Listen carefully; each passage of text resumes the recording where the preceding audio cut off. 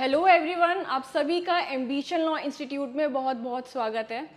आज हम एक बहुत इम्पॉर्टेंट केस डिस्कस करने वाले हैं जो आपके एग्ज़ाम के लिए तो इम्पॉर्टेंट है ही, लेकिन आपकी पर्सनल लाइफ के लिए तो बहुत ही ज़्यादा इम्पॉर्टेंट है। तो शुरू करते हैं। देखिए, mere refusal to marry amounts to abetment of suicide. क्या अगर आप मान लीजिए आपका अफेयर चल रहा है और आपका जो पार्टनर है वो आपसे कुछ सालों बाद कहता है कि अब मैं आपके साथ आगे शादी नहीं कर सकता, अब हमारी आगे नहीं बन सकती, फैमिली नहीं मान रही और कोई भी रीज़न देके वो बोलता है कि अब हम साथ नहीं रह सकते, और आप इस रिफ्यूज़ल से इतने ज़्यादा हर्ट हो जाते हो, इतने परेशान हो जाते हो कि आप क्या करते हो, आप सुसाइड कमिट कर लेते हो। तो क्या जब आपका पार्टनर सुसाइड कमिट करता है तो क्या आप क्रिमिनली लाइबल हो जाओगे?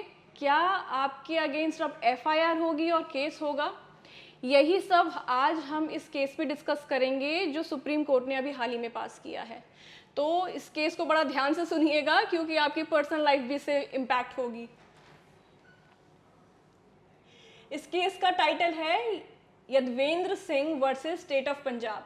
अब इस केस में क्या हुआ था, पहले फैक्ट समझ लेते हैं। इस केस में क्या हुआ था, इस केस में एक लड़की और एक लड़के अफेयर में थे।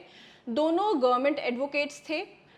लड़की की फैमिली मान नहीं रही थी, बहुत ट्राई कर रहा था और लड़की बहुत ईगर हो रही थी कि भाई जल्दी शादी हो जाए हमारी।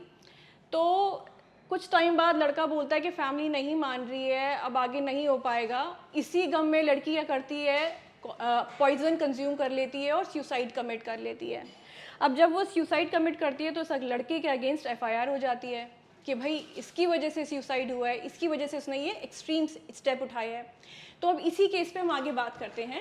इस केस में सुप्रीम कोर्ट ने क्या कहा, इस केस में सुप्रीम कोर्ट ने कहा the supreme court has held that mere refusal to marry even if true by itself would not amount to instigation as contemplated under section 107 of the Indian Penal Code, now section 45 in BNS।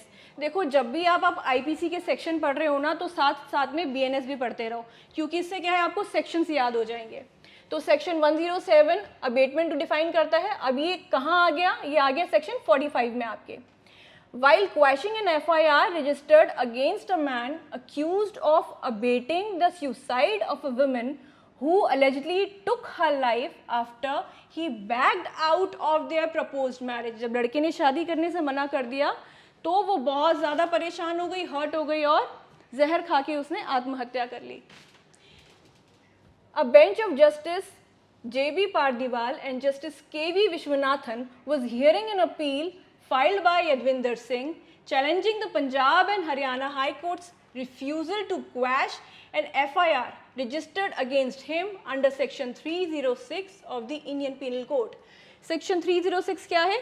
section 306 हमारी बात कर रहा है abetment of suicide की। Abetment of suicide BNS में कहाँ defined है, कहाँ आएगा ये है आपका सेक्शन 108 में। अबेटमेंट क्या होता है? Abetment basically is the act of helping or encouraging someone to do or commit a wrong or illegal act। अब आगे चलते हैं, इसमें देखते हैं the FIR was lodged in 2016 by the deceased woman mother। जो लड़की मरी थी ना उसकी मम्मी ने FIR फाइल करी थी, who alleged that her daughter, a government advocate, consumed poison, जहर खा लिया उसने, and died after the appellant renegated on his promise to marry her। जब उसने शादी करने से मना कर दिया तो उसने आत्महत्या कर ली। The prosecution case was that Singh had betrayed, उसने धोखा दिया है उसको, betrayed the deceased after having assured her that he would make his family agree to the marriage। However, the Supreme Court found that even accepting the prosecution's version in its entirety, none of the ingredients of abatement of suicide under section 306 read with section 107 of IPC were made out। Court ने बोला कि अगर कोई आपको मना कर देता है शादी करने से तो इसका मतलब ये नहीं कि आप सुसाइड कमिट कर लेंगे या वो इंग्रेडिएंट्स में फॉल ही नहीं करा सेक्शन 306 के। In this case, Supreme Court quoted its previous ruling in Nipun Aneja versus State of Uttar Pradesh, ये 2017 का केस है, and Geo Varghese versus state of Rajasthan, ये 2021 का आपका केस है। द बेंच रीस्टेटेड, बेंच ने फिर से कहा that abetment involves a mental process of instigation, there has to be a mental process of instigation. सिर्फ ऐसे बोल दो कि जाओ मर जाओ और आप सच में मर जाओ तो यू आर नॉट लाइबल। और intentionally aiding a person to commit suicide, या फिर आप इंटेंशनली किसी को एड कर रहे हो। इंटेंशनली एड करने का मतलब है यू आर रेंडरिंग असिस्टेंस, आप कोई असिस्टेंस दे रहे हो उसको कि वह सुसाइड कमिट कर ले। Thus, the ingredients to constitute an offence under section 307 of the IPC would stand fulfilled if the suicide is committed by the deceased due to the direct and incitement by the accused, leaving no other option but to commit the suicide. मतलब कोई option ही नहीं बचा था इसलिए suicide कर लिया। तो court ने ये बोला है कि there has to be a direct incitement, directly ऐसा कुछ होना चाहिए कि भैया उसके पास कोई चारा ही नहीं बचा सुसाइड करने के अलावा।